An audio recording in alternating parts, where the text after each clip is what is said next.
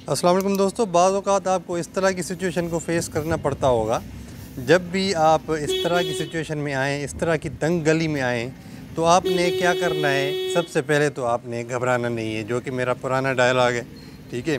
अगर आप ड्राइविंग में घबरा गए तो आपसे वो सिचुएशन हैंडल नहीं होगी, ठीक है।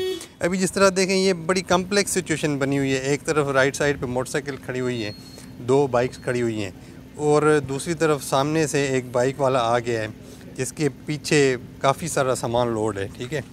अभी एक तो गाड़ियों को साइड करवाना है, दूसरा मेरी कार के पीछे भी 2-3 बाइक्स हैं, उनको भी रास्ता देना है, और सामने वाली गाड़ी को भी रास्ता देना है, और मैंने भी निकलना है, और गली भी तंग है।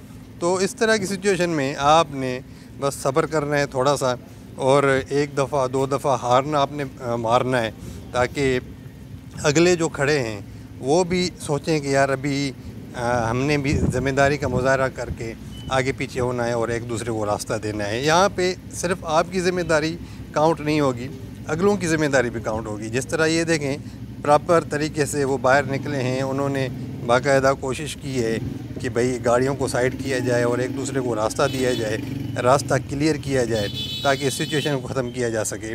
अभी देखें, पिछले भी आगे चले गए, और ये जो सामने वाला है इसने भी बड़ी कोशिश की, जो पहले बाइक्स खड़ी थी उनको थोड़ा सा साइड करने की।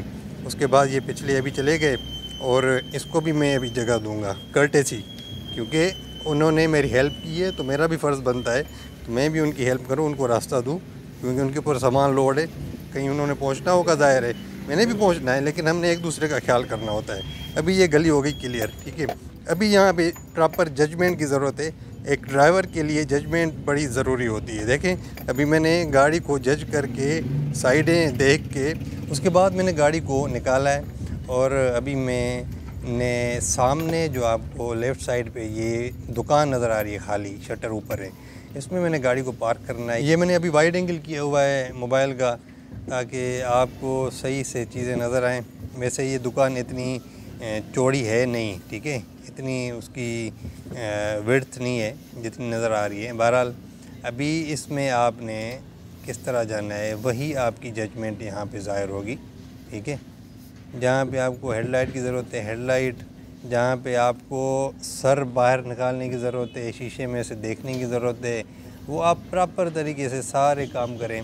अभी मैंने मुड़ना भी था, और फिर रिवर्स करते हुए पीछे दीवार को भी देखना था कि कहीं पे आग उधर लग ना जाए।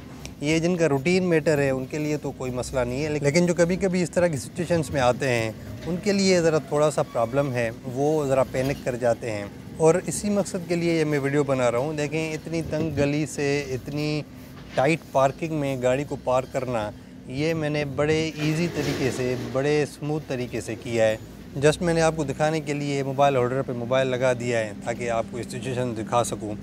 बहरहाल आपने पैनिक बिल्कुल भी नहीं होना, बड़े स्मूथ तरीके से आपने ड्राइव करनी है। कोई भी सिचुएशन हो, आप एक ड्राइवर हैं, प्रोफेशनल ड्राइवर हैं, आपको हर सिचुएशन को हैंडल करना आता हो। इसीलिए ये लोग जो ड्राइविंग टेस्ट में लेते हैं ना, ये सारा भाई पैरेलल पार्किंग, एल शेप, और अपना गैराज पार्किंग, ये वो सारा, ये देखिए चीज़ें हमें यहाँ पे काम आती हैं, और हमें यहाँ पे पता चलता है कि भाई हमारी जो ड्राइविंग स्किल्स हैं वो कितनी हद तक हैं, ठीक है। बाज़ औक़ात हम लाइसेंस ब्रांच वालों को कोस रहे होते हैं कि भाई ये क्या हमसे एल शेप और ये पैरेलल पार्किंग वगैरह का टेस्ट लेते हो, ये हमें कभी कभी काम आता है।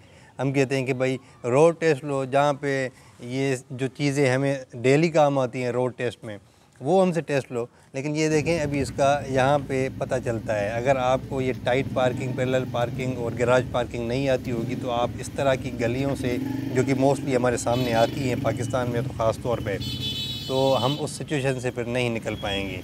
तो यहाँ पे हमें वो स्किल्स काम आती हैं। तो मुझे दुआ में याद रखें। मेरे ख्याल में ये वीडियो आपके लिए फ़ायदा मंद रही होगी। Thank you very much. अल्लाह हाफ़िज़।